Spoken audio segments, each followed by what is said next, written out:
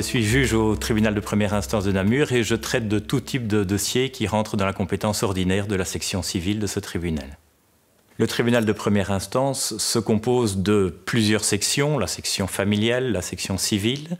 Au sein de la section civile, le tribunal est lui-même composé de plusieurs chambres, parmi lesquelles les chambres ordinaires qui connaissent de tout type de contentieux, le juge des saisies, le juge des référés, également une ou plusieurs chambres qui connaissent de l'appel contre les décisions rendues par les juges de paix ou les tribunaux de police de l'arrondissement. La compétence du tribunal de première instance est extrêmement large puisque le tribunal connaît de tous les contentieux qui ne sont pas spécifiquement attribués par la loi à d'autres juridictions telles que le juge de paix, le tribunal du commerce ou le tribunal du travail. En outre, le tribunal de première instance peut également connaître de certaines demandes qui, normalement, relèvent de la compétence d'autres juridictions si le défendeur ne conteste pas, avant tout autre moyen de défense, la compétence du tribunal. Il existe néanmoins à ce principe une exception. Le tribunal de première instance ne peut pas connaître de certaines matières qui sont spécifiquement attribuées à d'autres juridictions, c'est ce qu'on appelle les compétences exclusives. Par exemple, en matière de faillite, le tribunal de commerce est exclusivement compétent. De même, en ce qui concerne les demandes en réparation de dommages subis suite à un accident de la circulation, eh bien, le tribunal de police est seul compétent pour en connaître. La compétence ordinaire du tribunal m'amène à connaître de litiges extrêmement variés, tels que des contentieux en matière contractuelle, droit de l'immobilier, problèmes de construction, des litiges également en matière de responsabilité, par exemple des accidents de la vie privée, des incendies, la problématique de la responsabilité du fait des animaux.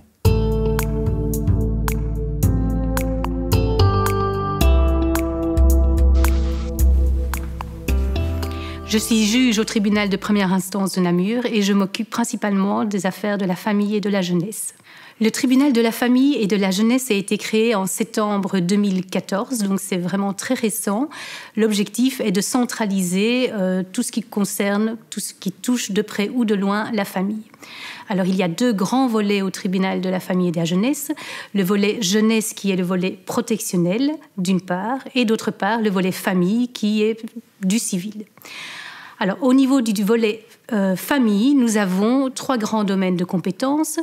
Le premier domaine concerne tout ce qui touche au couple, donc le mariage, les divorces, les séparations, la cohabitation légale. Vous avez le deuxième domaine de compétences qui concerne les enfants, tout ce qui a trait à l'autorité parentale, donc hébergement des enfants, droit aux relations personnelles, choix d'un établissement scolaire, et également tout ce qui concerne les obligations alimentaires.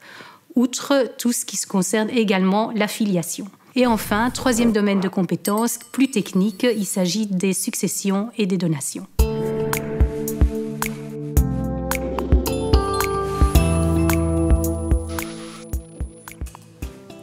Je suis juge au tribunal de première instance de Namur. Je m'occupe des dossiers en matière fiscale.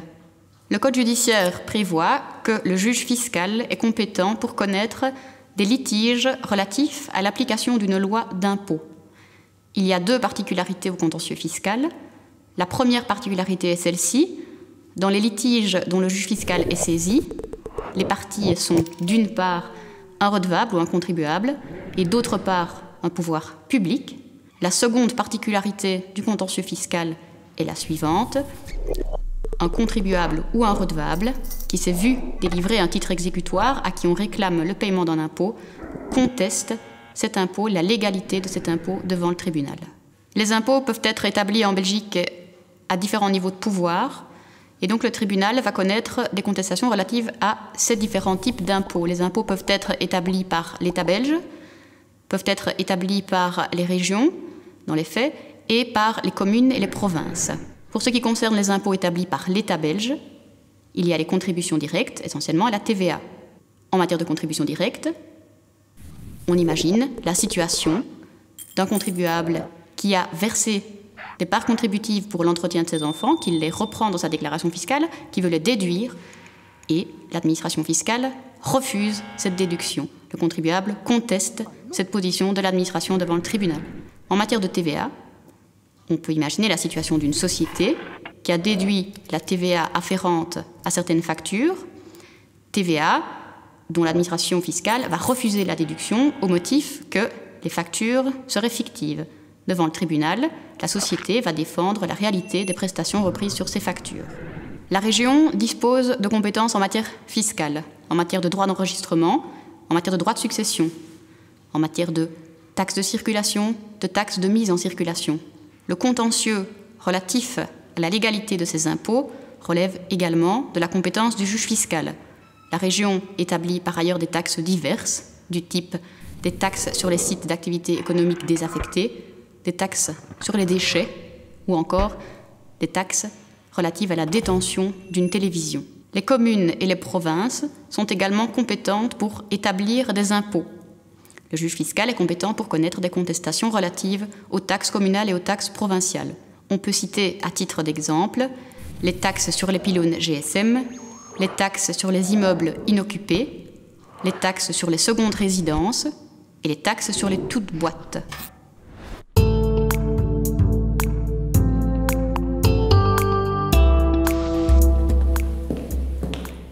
Je suis juge au tribunal de première instance de Namur, division Namur, et je m'occupe plus spécifiquement du droit des saisies, donc le droit de l'exécution. Le juge des saisies est un juge du tribunal de première instance qui s'occupe de l'exécution.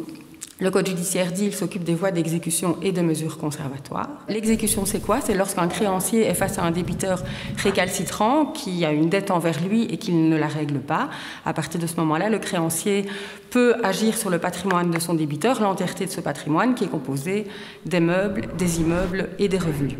Alors un créancier est titulaire d'une créance en vertu soit d'un acte authentique, c'est-à-dire d'un acte qui a été signé devant un notaire et qui lui permet à lui seul de pouvoir entamer des procédures pour récupérer son argent, ou alors il doit introduire une action devant le tribunal civil qui lui permettra d'obtenir un titre, et ce titre permettra de circonscrire l'étendue de sa créance, donc le montant de la dette que le débiteur doit pouvoir lui rembourser, et s'il ne le fait pas, c'est ce jugement-là qui sera à la base de la procédure de saisie. Alors le créancier, donc, il détient un jugement que le juge des saisies ne peut pas modifier, c'est-à-dire que c'est le titre exécutoire qui détermine l'étendue de sa créance, et si le juge civil s'est trompé, le juge des saisies ne peut pas rectifier. Il doit uniquement autoriser l'exécution par rapport à ce titre et par rapport à ce qu'il contient. Donc il s'agit là des voies d'exécution forcées, mais le créancier a également des mesures conservatoires à sa disposition pour pouvoir protéger le patrimoine de son débiteur. Alors la différence avec les voies d'exécution, c'est que pour pouvoir solliciter des mesures conservatoires, le créancier ne doit pas être en possession d'un jugement. Il peut le faire avant d'obtenir ce jugement, au moment d'introduire la procédure devant le juge civil ou parallèlement, avant ou après, ça n'a pas beaucoup d'importance, mais en tout cas, c'est quand il estime qu'il y a un risque de ne pas pouvoir récupérer sa créance au moment où il obtiendra un titre de la part du tribunal. Alors les mesures conservatoires, de la même façon que les mesures d'exécution, elles peuvent être faites sur l'ensemble du patrimoine du débiteur, ses meubles, ses immeubles, ses revenus. À partir de ce moment-là, les biens restent en possession du débiteur, mais il ne peut plus s'en défaire. Donc, ils sont gelés quelque part dans son patrimoine, le temps que la procédure civile se poursuive, le temps que le créancier obtienne ou non un titre exécutoire à l'issue de cette procédure.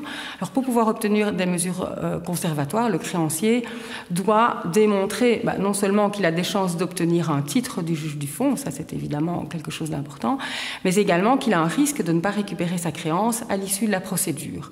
Le fait simplement de vouloir protéger le patrimoine de son débiteur n'est pas suffisant pour que le juge des saisies l'autorise à pouvoir saisir de manière conservatoire. Il doit vraiment démontrer qu'il y a une forme d'urgence. Le code judiciaire parle de célérité, c'est-à-dire qu'il faut vraiment qu'il craigne que son débiteur soit insolvable ou qu'il le soit dans le futur, ou même qu'il organise son insolvabilité pour ne pas payer sa dette.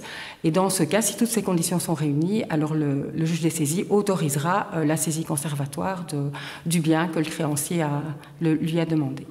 J'ajouterais que la saisie a une vocation collective, c'est-à-dire qu'elle intéresse l'ensemble des créanciers du débiteur et pas uniquement le créancier qui décide de procéder à la saisie. Donc à l'issue de la saisie, quand les biens seront réalisés, eh bien, les sommes qui seront obtenues devront être distribuées à l'ensemble des créanciers et pas uniquement à celui qui a diligenté la procédure.